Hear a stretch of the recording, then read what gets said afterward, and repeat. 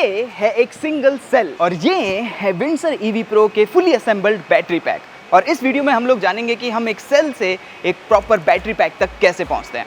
सो बिना देर करे शुरू करते हैं। जस्ट मेक श्योर कि वीडियो आप लोग पूरी देखिएगा मेरे यानी कि लकी के साथ। Welcome to car India. और अभी तक नहीं किया है तो सब्सक्राइब कर लीजिए।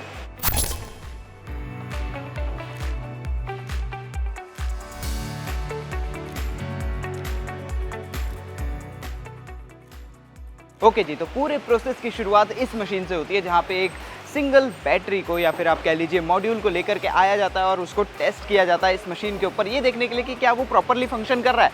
अगर वो कर रहा है तो वो पास हो जाता है, नहीं होता है तो उसको रिजेक्ट कर दिया जाता है। उसके बाद आता है ये सेकेंड स्टेप जिसमें आप देख सकते हैं कि मॉड्यूल के ऊपर दोनों तरफ से फॉर्म लगाया जा रहा है इंसुलेशन के लिए। नेक्स्ट स्टेप बेसिकली यहाँ पे आप देख सकते हो एक चैसी है जिसमें बैटरी को अभी रखा जाएगा, स्टैक किया जाएगा। तो इस चैसी में नोट करने वाली दो तीन चीज़ें हैं। सबसे पहले तो जो ये वाटर चैनल आपके हैं तो आप देख सकते हैं यहाँ पे एक एंट्री और एक आउटलेट है। यहाँ से पानी जाता है, पूरा इसमें घूमता है और वापस आता है। नाउ द थिंग इज़ कि ये ऑलरेडी टेस्ट करके यहाँ पे लाया जाता है। टेस्टिंग इसकी करी जाती है, वाटर लीकेज टेस्ट करके देखा जाता है।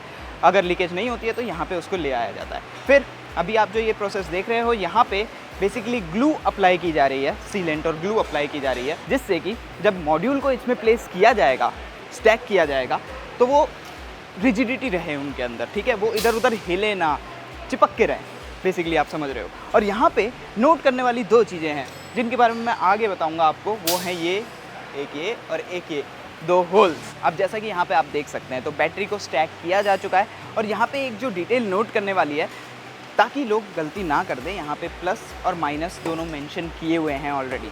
अब इसको एक पर्टिकुलर पैटर्न में प्लेस किया जाता है, ऐसे नहीं कि लगातार लगा दी। इसमें बेसिकली एक सीरीज़ कनेक्शन बनाया जाता है। अगर यहाँ पहले नेगेटिव पॉजिटिव है तो नेक्स्ट यहाँ पे पॉजिटिव नेगेटिव, ऐसे ऐसे करके पूरा एक चेन बनती है और फिर ये ऐसे कनेक्ट होते हुए जाती हैं, जो कि हम आगे प्रोसेस में बात करते हैं। मॉड्यूल्स को स्टैक कर लिया, अच्छे से चिपका दिया। अब आता है नेक्स्ट स्टेप जिसमें बेसिकली इनको टेस्ट किया जाता है। तो ये अभी एक टेस्टिंग मॉड्यूल है, यहाँ टेस्ट करके देखा जा रहा है कि ये जो बैटरीज लगाई गई हैं इनमें कोई किसी भी पर्टिकुलर एक सेल में या एक मॉड्यूल में कोई दिक्कत तो नहीं है। तो ये मशीन बहुत ज़्यादा वोल्टेज, समवेयर अराउंड 2000 वोल्टेज एक बारी में डंप करती है, ये चेक करने के लिए कि कोई मॉड्यूल फेल तो नहीं हो रहा है। एंड 2000 वोल्ट बहुत ज़्यादा होता है। जस्ट इन केस अगर आप लोगों को कभी टेंशन होती है कि हमारे फेज़ में वोल्टेज ज़्यादा आ गई उससे और मेरी ईवी चार्ज पे लगी हुई है, कहीं ऐसा तो नहीं है कि बैटरी डैमेज हो जाएगी, तो you don't have to worry, क्योंकि उन सब चीज़ों के बारे में ऑलरेडी कंपनीज ध्यान रखती है। नेक्स्ट स्टेप, यहाँ पे एक स्टैक रखा गया है, उसके ऊपर आप देख सकते हो कि ये ग्रीन कलर का फिक्सचर है जिसकी हेल्प से ये बस बार जो basically terminal to terminal connection create करते हैं उनको इंस्टॉल किया जा रहा है। ओके, फैक्ट्री विजिट में जो सबसे इंटरेस्टिंग पार्ट होता है ना वो यहाँ पे है, रोबोटिक आर्म और उसको काम करते हुए देखना। सो बेसिकली ये क्या है, लेज़र वेल्डिंग। जो अभी हमने देखा ना कि जो बस बार्स को इंस्टॉल किया गया है बैटरी के टर्मिनल्स के ऊपर, ये रोबोट उनको लेज़र वेल्ड कर रहा है सो दैट जो कनेक्शंस हैं वो एकदम प्रिसाइजली हो जाएं। ओके, तो लेज़र वेल्डिंग करके इन सारे मॉड्यूल्स को आपस में कनेक्ट तो कर दिया गया है, लेकिन अब यहाँ पे नेक्स्ट स्टेप में इनके साथ एक वायर का कनेक्शन भी किया जाता है। तो बस बार के ऊपर आप नोट कर सकते हो कि एक प्लास्टिक का पॉइंट है, उसके साथ वायर को कनेक्ट किया जाता है और यही वायर्स बाद में जाकर के जुड़ती है बैटरी मैनेजमेंट सिस्टम के साथ। नेक्स्ट स्टेप है और भी ज़्यादा इंटरेस्टिंग। अभी आपने एक रोबोट को लेज़र वेल्डिंग करते हुए देखा, अब यहाँ पे मैनुअली लेज़र वेल्ड किया जा रहा है। किसको किया जा रहा है? वो जो वायर मैंने अभी आपको दिखाया था ना, जो वोल्टेज का सिग्नल देती है बैटरी मैनेजमेंट सिस्टम को, उसको हाथों से। How interesting. सब चीज़ों को एक बार दोबारा से ध्यान से देखा जाता है कि कनेक्शन ढंग से हुए हैं कि नहीं हुए हैं, कहीं पे कुछ अननेसेसरी टच तो नहीं हो रहा है। अब आगे इस बैटरी की चैसी में इंस्टॉल होंगे तरह तरह के सेंसर्स, जैसे कि स्मोक डिटेक्ट करने वाले, टेम्परेचर डिटेक्ट करने वाले और बहुत से और तरह के सेंसर, जिससे बेसिकली बैटरी मैनेजमेंट सिस्टम को ये पता रहेगा कि बैटरी का टेम्परेचर कितना है, कहीं यहाँ पे कहीं कोई स्मोक तो नहीं हो रही है, या फिर हर एक चीज़ ढंग से काम कर रही है कि नहीं कर रही है। और सारी चीज़ें कनेक्ट करने के बाद, रेजिस्टर्स को कनेक्ट करने के बाद और बहुत सारे अन्य और सेंसर्स को कनेक्ट करने के बाद, जिनके बारे में मैं डिटेल में नहीं जा रहा हूँ क्योंकि मैं इलेक्ट्रिकल में इतना अच्छा नहीं हूँ, ये है आपका बैटरी मैनेजमेंट सिस्टम। ये जो चिप है इसके साथ सारी वायर्स कनेक्ट हो जाती हैं। फिर जंपर्स, ये जो आप ऑरेंज कलर में देख रहे हो ना, ये भी कनेक्ट हो जाते हैं। तो अब यहाँ पे मैं एक इंटरेस्टिंग पॉइंट आप लोगों को बताना चाहता हूँ, अच्छा लगेगा आपको। जितने भी ये ऑरेंज पॉइंट्स हैं ना, जैसे कि ये या ये बीच में, ये बेसिकली सिग्निफाई करते हैं हाई वोल्टेज को। तो इसको इवन ग्लव्स से भी छूना तो मैं ये सजेस्ट करूँगा कि ना छुएँ आप, अगर आप प्रोफेशनल नहीं हैं तो, और अगर आपके हाथों में ग्लव्स नहीं है तो डेफिनेटली ना छुएँ। खैर, इसके बाद जब ये बैटरी प्रॉपर्ली बन जाती है और यहाँ पे ये सारे के सारे कनेक्टर्स भी इंस्टॉल हो जाते हैं जो बेसिकली आपकी फास्ट एंड स्लो चार्जिंग के साथ आगे जाके कनेक्ट होते हैं। इनको टेस्ट किया जाता है इस मशीन के थ्रू।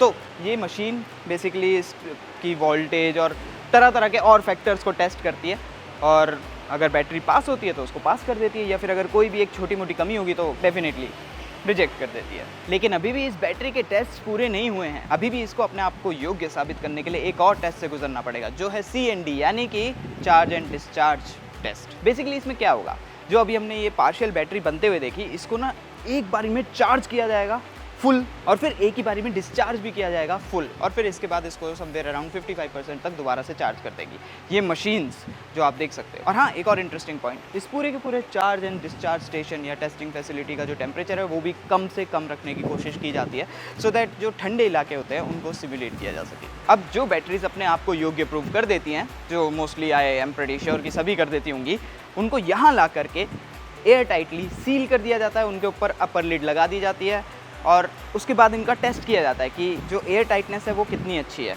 क्योंकि ये बैटरी है, नीचे माउंट की जाती है, तो इसको हर तरह की कंडीशंस झेलनी है। इसको पानी झेलना है, सैंड झेलना है, गर्मी झेलनी है, उसके साथ साथ ठंड भी झेलनी है। तो उससे इसको प्रोटेक्ट करने के लिए जो केसिंग है उसको एयर टाइट भी कर दिया जाता है। अब आप सोच रहे होगे कि ये बैटरी इतनी छोटी कैसे हो गई, जब हमने अंदर देखी थी तो वो बड़ी थी और ये छोटी सी है। तो ऐसा इसलिए क्योंकि इस प्लांट में 2 तरह की बैटरी बनती है, या कहूँ कि असेंबल होती है, क्योंकि जो सेल है वो तो खैर चाइना से ही आ रहे हैं। पहली तो है जो मैंने आपको बड़ी वाली दिखाई 52.9 kWh की विंडसर EV Pro की बैटरी, और दूसरी है ये जो है MG कॉमेट की बैटरी। अच्छा, ये सब होने के बाद भी जो बैटरी के ऊपर होने वाले टेस्ट हैं वो ख़त्म नहीं होते हैं, क्योंकि इसके बाद इसको फाइनली एक एंड ऑफ लाइन टेस्ट से भी गुजरना होता है, जहाँ पे अगेन और सारे पैरामीटर्स को चेक किया जाता है ना। वो पैरामीटर्स क्या हैं वो कॉन्फिडेंशियल है, तो उनके बारे में हम बात नहीं कर सकते। बट एक चीज़ है जिसके बारे में बात कर सकता हूँ, वो है इसका वेट, क्योंकि यहाँ पे इसका वेट भी टेस्ट किया जाता है, जो कि अभी इस कॉमेट के बड़े बैटरी पैक के लिए 153 किलोग्राम्स का आ रहा है, और वहीं जो विंडसर EV Pro का बैटरी पैक है वो लगभग 360 किलोग्राम का है। इंटरेस्टिंग पॉइंट, अगर आपने नोट किया हो तो यहाँ प्लांट में आपने देखा होगा कि काफी सारी महिलाएं बैटरी असेंबल कर रही थी, और MG ने हमें बताया ऐसा इसलिए क्योंकि यहाँ बैटरी असेंबली शॉप में जो वर्कफोर्स है उसमें 80% विमेन है, एंड दैट्स विमेन एम्पावरमेंट। हाँ जी, तो बैटरी कैसे बनती है ये आप लोगों ने जान लिया। अब बारी है बैटरी को गाड़ी के साथ लगते हुए देखने की। तो सबसे पहले पूरी की पूरी जो गाड़ी है वो यहाँ हाई चैसी कन्वेयर बेल्ट या लाइन के ऊपर से ऐसे ऊपर माउंट होके आती है, ताकि बैटरी को नीचे से लगाया जा सके। वहाँ पे आप देख रहे हैं कि बैटरी को लोड किया जा रहा है एक ऑटोमेटेड या ये कहूँ कि रोबोटिक ट्रॉली के ऊपर, जो इस तरह से आ जाएगी, वेट करेगी जब तक दूसरी गाड़ी पे बैटरी लग रही है। और यहाँ पे एज यू कैन नोट कि बैटरी लगाने का प्रोसेस चालू है।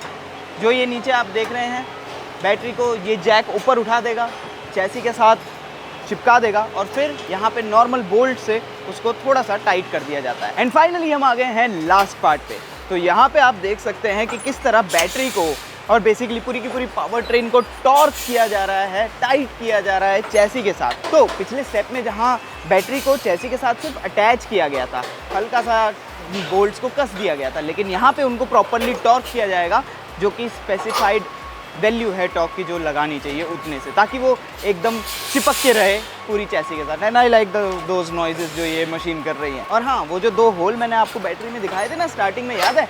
बेसिकली यहाँ पे वो हमारे बड़े काम के आते हैं, क्योंकि हम साइड से तो बैटरी को अटैच करके टॉर्क कर ही रहे हैं, लेकिन अगर आप ध्यान दोगे तो वहाँ भी 2 बोल्ट्स हैं जिनको अच्छे से टाइट कर दिया जाता है, टॉर्क कर दिया जाता है, ताकि इस बैटरी और चैसी का जो रिलेशन है वो एकदम पक्का हो जाए। विंडसर अपने फाइनल स्टेप से निकल करके बाहर आ रही है। That's the final car.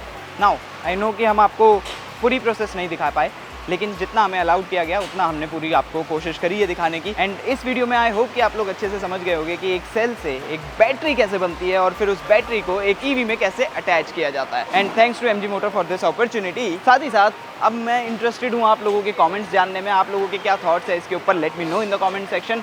कुछ भी कन्फ्यूजन है वो भी हम डिस्कस कर सकते हैं। अब इस वीडियो को आप लोग शेयर कर दीजिए अपने इंजीनियर गीकी दोस्तों के साथ या फिर रिलेटिव्स के साथ, क्योंकि ज्ञान बांटने से बढ़ता है। Thanks for watching, see you next time.